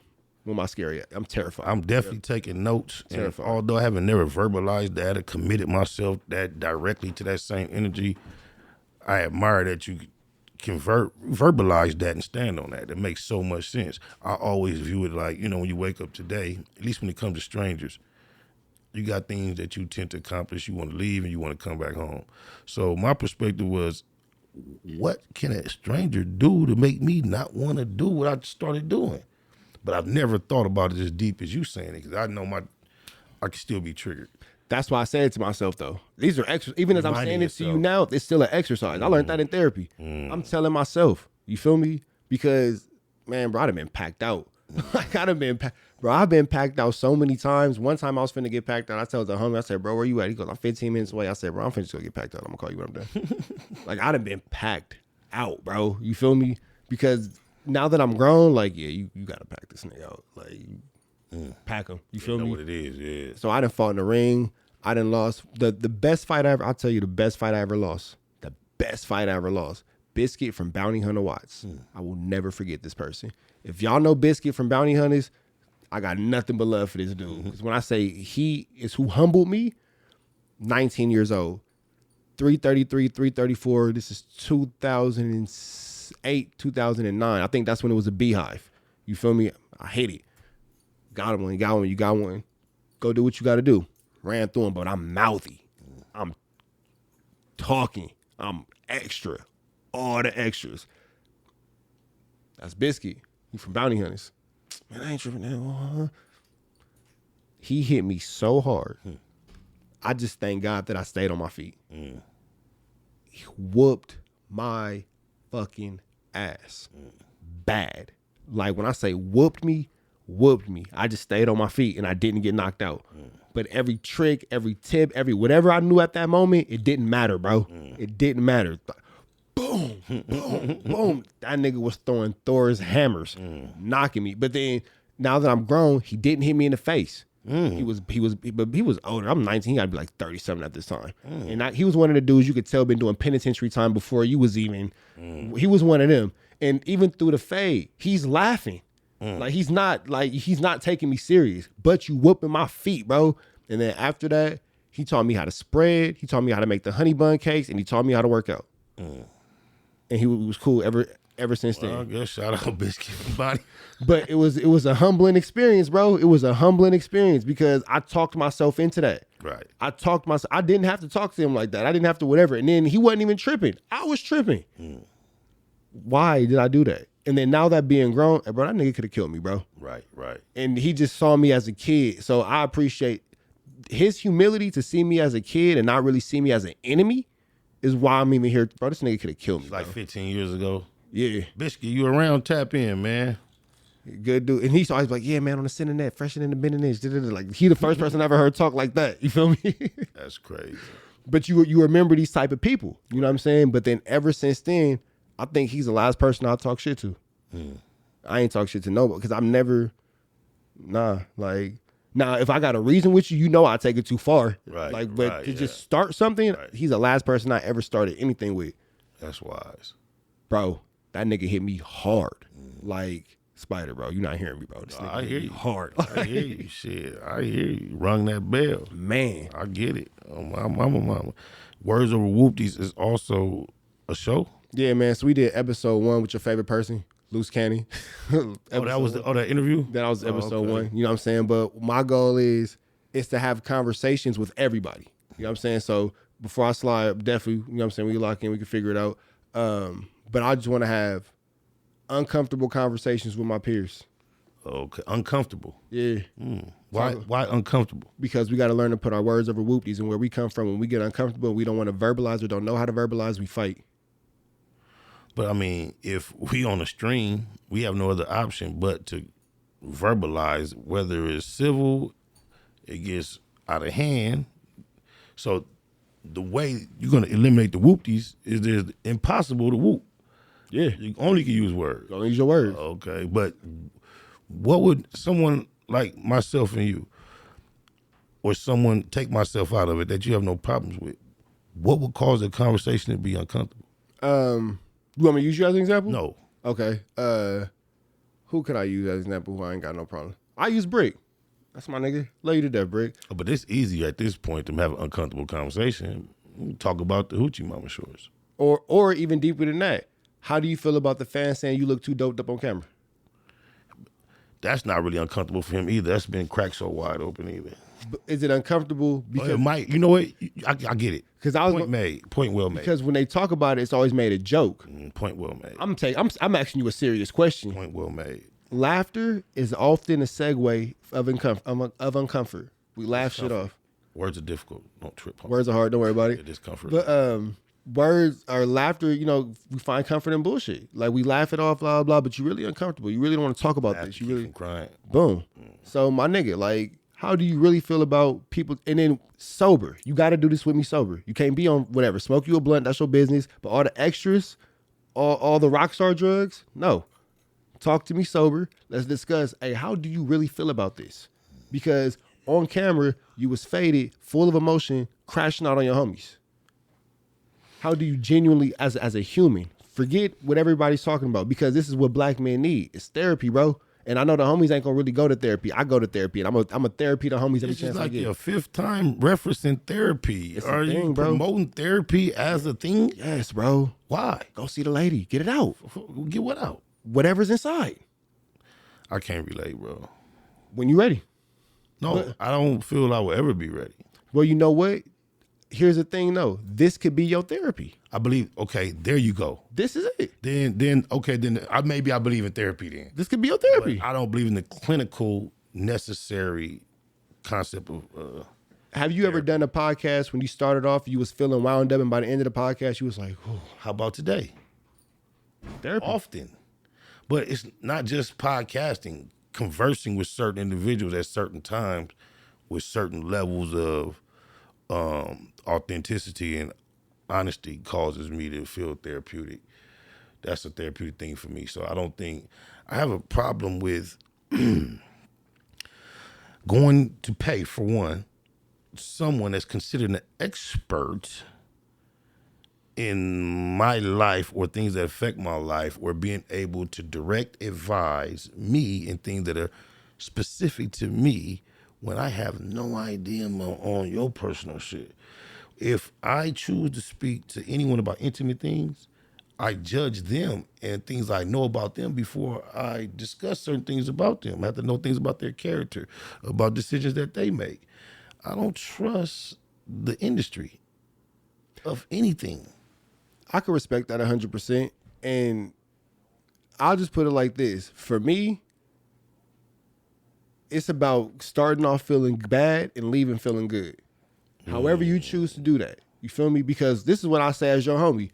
You deserve not to have to carry all the struggles and the stresses and the tensions that you carry. You deserve, however you feel or whatever brings you joy of your moment of release, you deserve for that to be your day-to-day conversation. You know what I'm saying? So, for example, for, you know what I'm saying, using you or using Brick or whatever, yeah, uncomfortable conversations.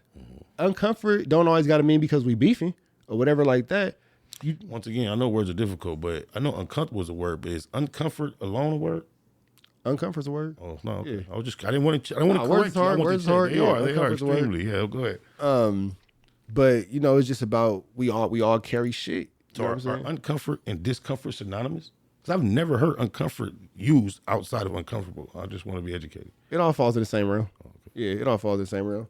Synonyms. Yes, and Yeah, saying the same thing for sure. yeah. I'm just curious as to why you didn't try to, like, everything else you tried to look up, improve, and fact check. You didn't go there for that one. I turned my phone off because it was ringing. I would have did it.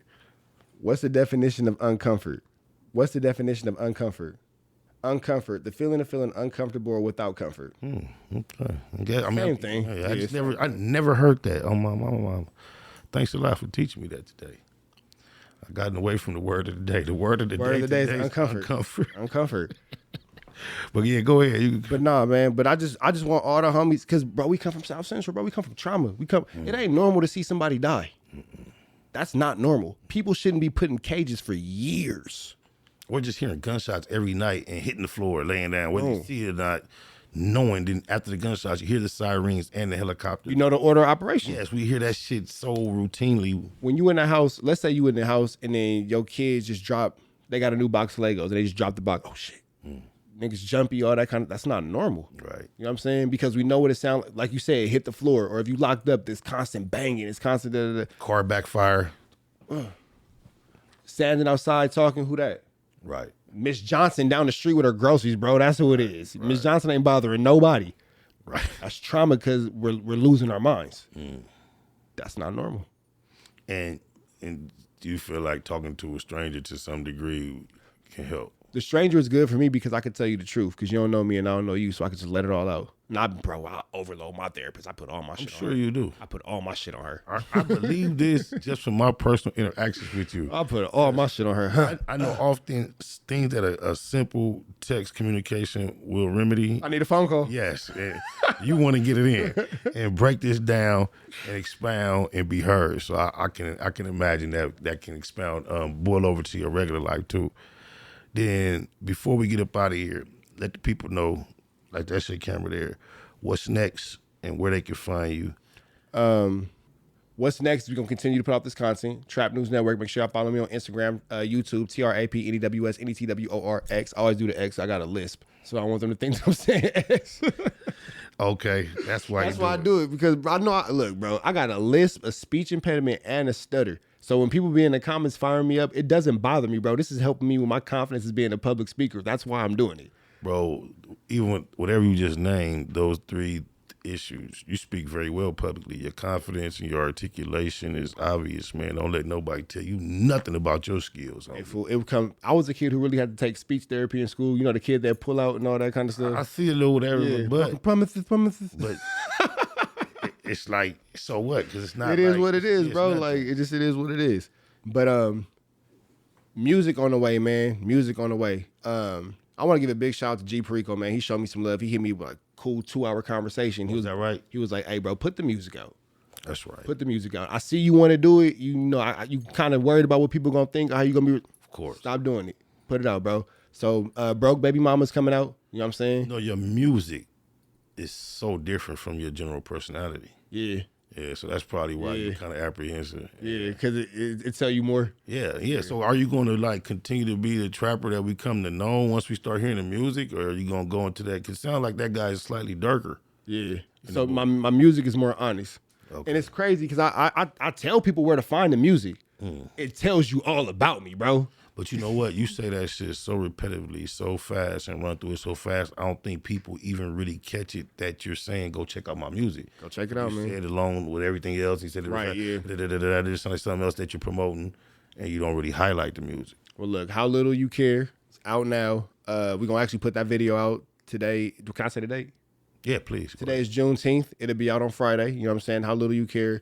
A visual for Your Love Ain't For Me is out now, and then we're going to continue to push it. But Broke Baby Mama is out now. Make sure you tap, or it's on the way, so make sure you niggas tap in with that. You got plans for Juneteenth? No, what's happening? I'm trying to see what's up. I'm pretty sure it's going to be. I'm going to slide to Lamert. Yeah, I'm going to slide to Lamert. I'm pretty sure, man. I might follow you that way, man, see what it do. Basically, you're going to slide to Lamert. And then, but of course, the news you can use, the knowledge you can't get in college, man. Knowledgeito, you can't get in college, man. Shout out to my nigga Rich Trapper, the Trap News Network. So appreciate you coming here, man. Everybody in our culture is very familiar with your presence upon the internet, and it's obvious you headed for great things. I feel honored to be a part of it. How many of these podcasts have you done yet? You the first one. Oh, you are the very first one. Do, man. But I said it, though. I said before I do anybody's, I told you before I came, I said you are going to be the first person. Make sure you remind Blue Devil. You are the first. He told me the same thing a couple years ago. He said I was gonna be the first one. Hey, real quick, man. Before I came to his shit, he was invited to come to mine, and I let him flip it on me. I went and did his first. He told me, you know, you way out there, man. You might not be wanting to make the trip. Ain't that far. I think it's deeper than that.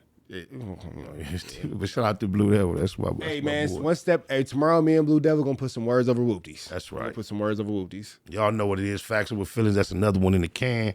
We back at it. Street TV. You know where to find me. Outside of there, Spider Loc Most Easty, the number 7 on IG. Yes, sir. YouTube.com/Spider Loc Most Easty with a black box. Stay popping. And the black box, new location. We finna go up. We finna be back at it real soon. Stay tuned.